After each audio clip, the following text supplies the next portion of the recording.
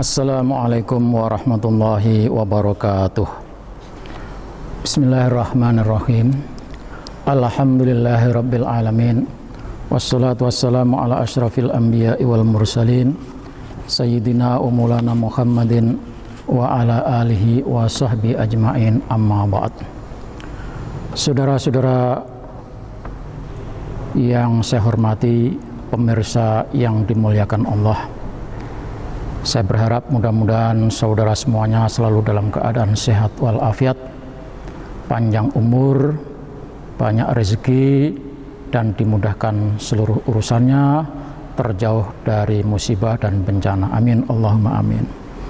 Saudara-saudara sekalian yang saya hormati, mari kita lanjutkan mengaji kitab Sejarah Penetapan Syariat Islam.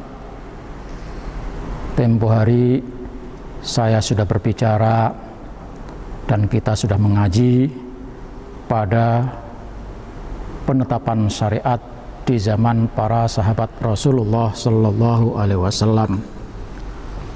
Masa penetapan syariat di zaman para sahabat Rasulullah Sallallahu Alaihi Wasallam itu intinya adalah masa di mana para sahabat setelah ditinggalkan oleh Rasulullah Sallallahu Alaihi Wasallam mewarisi wahyu kalam Allah Subhanahu wa Ta'ala atau Al-Quran dan kumpulan hadis-hadis Rasulullah Sallallahu Alaihi Wasallam. Nah, kemudian karena nas itu belum tersebar luas dan banyak juga orang-orang Islam yang ternyata juga tidak mampu memahami nas Al-Quran maupun hadis, maka para sahabat itu memberikan tafsir dan kemudian menggali makna dan hukum-hukum yang tentunya merujuk kepada nas Al-Quran dan nas hadis Rasulullah Sallallahu Alaihi Wasallam. Jadi itulah masa sahabat, adalah masa penafsiran nas Al-Quran dan masa menggali makna dan ruh hukum-hukum Islam yang belum terdapat di dalam nas Al-Quran maupun di dalam nas hadis. Dan selanjutnya mari kita lanjutkan membaca kitab ini. Bismillahirrahmanirrahim. Masadirut tasyri' fi hadzal ahdi.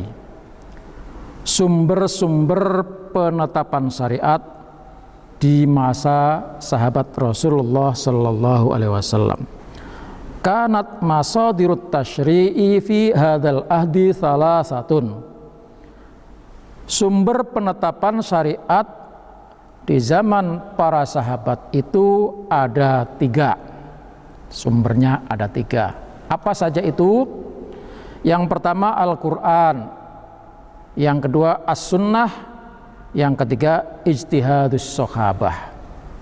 Jadi ketika para sahabat ditinggal oleh Rasulullah SAW, kemudian menggali Al-Quran, menggali Al-Hadis, dan ternyata ditemukan permasalahan-permasalahan baru yang belum dibahas oleh Al-Quran dan belum ada ketentuannya di dalam hadis, maka para sahabat itu melakukan ijtihad.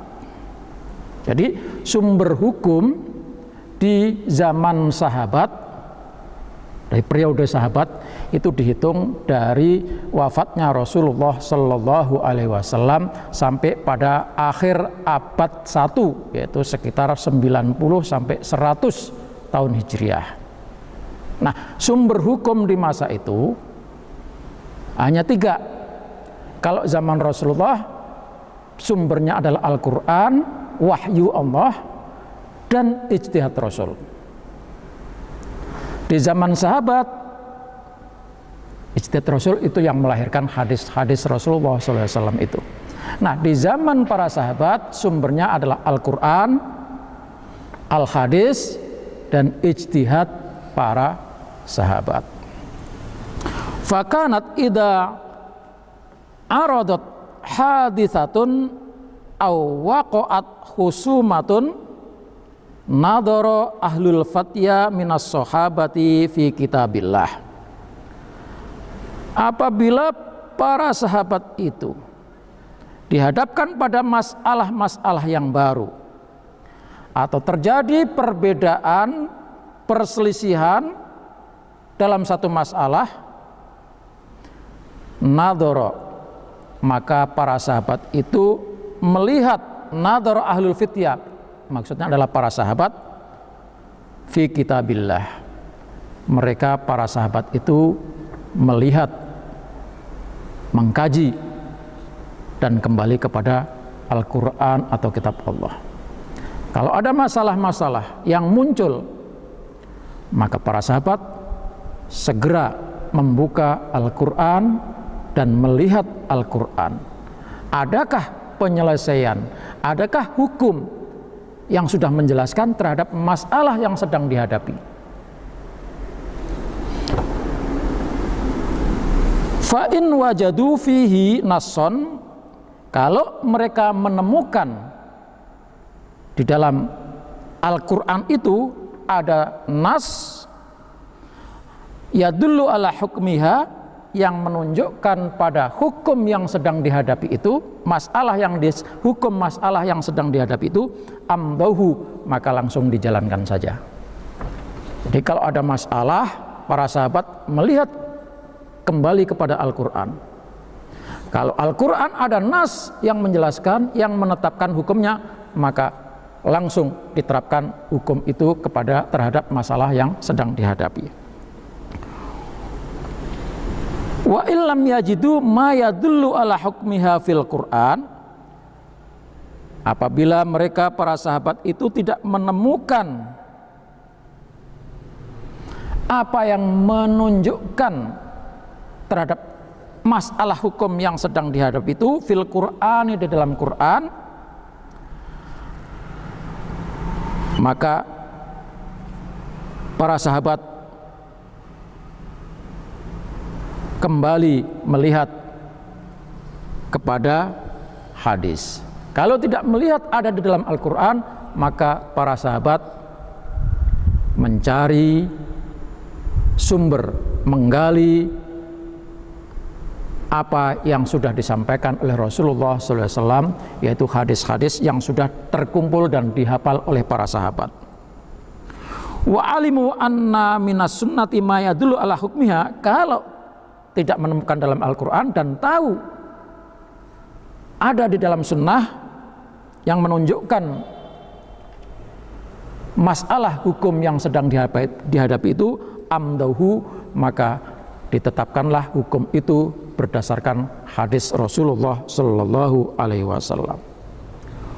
Wa illam yajidu ma yadullu ala hukmiha fil Qur'ani awis sunnah, kalau para sahabat itu ketika menghadapi masalah, ada persoalan baru, dicari di dalam Al-Quran dan Al-Quran tidak ada, dicari di dalam hadis dan hadis tidak ada, ijtahadu fi ma'rifati hukmiha wastambatuhu bil qiyas ala ma warada fihi nas, maka para sahabat itu berijtihad untuk mengetahui hukum masalah yang sedang dihadapi itu dengan mengambil analog atau kias yang ada di dalam Al-Quran maupun Al-Hadis yang sesuai dengan makna, substansi dan ruh atau semangat yang ada di dalam Al-Quran maupun Al-Hadis Rasulullah SAW. Wa hujjatun fir ruju' ilal Qur'an was sunnah ma warada ayatun katsiratun minal amri bi ta'atillahi wa rasulih. Dalil mereka kenapa harus kembali kepada Al-Quran dan Al-Hadis, jelas banyak sekali ayat-ayat yang menjelaskan kalau mencari sumber hukum, menyelesaikan persoalan, menetapkan hukum, harus kembali kepada Al-Quran dan maupun Al-Hadis. terjadi pertengkaran, percekcokan, kembali farudduhu ilallah, kembalikan kepada Allah dan Rasulnya. Wa hujjatuhum fir ruju' ila ijtihadihim ma syahaduhum nar rasul khina yarji'u ila ijtihadihi idza lam yanzil alaihi bitasyri'i wahyun ilahi. Kenapa para sahabat kalau tidak melihat hukum itu dijelaskan oleh Al-Quran maupun Al-Hadis, kemudian sahabat menetapkan hukum berdasarkan ijtihad, karena mereka juga berdalil mengikuti apa yang dilakukan oleh Rasulullah Sallallahu Alaihi Wasallam.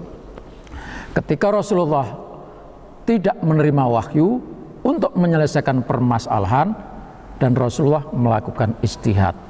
Nah, ijtihad Rasulullah itu dijadikan contoh oleh para sahabat untuk menetapkan hukum yang sedang dihadapi. Juga ada kejadian hadis banyak sekali di mana Rasulullah SAW memberikan kewenangan kepada para sahabat untuk melakukan ijtihad kalau tidak menemukan hukum itu di dalam Al-Quran dan tidak menemukan apa yang dari apa yang disampaikan oleh Rasulullah. Seperti contohnya Mu'adz bin Jabal ketika diutus oleh Rasulullah, lalu ditanya, Mu'adz, kamu diutus ke sana, nanti dengan apa engkau berikan hukum? Mu'adz menjawab, saya akan hukumkan dengan Al-Quran. Kalau tidak ada dalam Al-Quran bagaimana? Saya akan hukumkan dengan apa yang telah dikatakan oleh Rasulullah. Kalau kamu tidak menemukan dalam Al-Quran dan tidak menemukan apa yang aku katakan, kata Rasulullah, apa yang kamu lakukan? Saya akan melakukan ijtihad menggunakan pikiran saya. Jadi jamaah rahimakumullah, sebagai kesimpulannya bahwa di zaman sahabat Rasulullah SAW itu dasar hukumnya menetapkan hukum itu menggunakan 3 dasar. Yang pertama adalah Al-Quran, yang kedua adalah hadis-hadis Rasulullah, dan yang ketiga adalah ijtihad. Ini saja yang saya sampaikan. Mohon maaf atas segala kekurangannya. Wallahul muwaffiq ila aqwamit thoriq. Wassalamualaikum warahmatullahi wabarakatuh.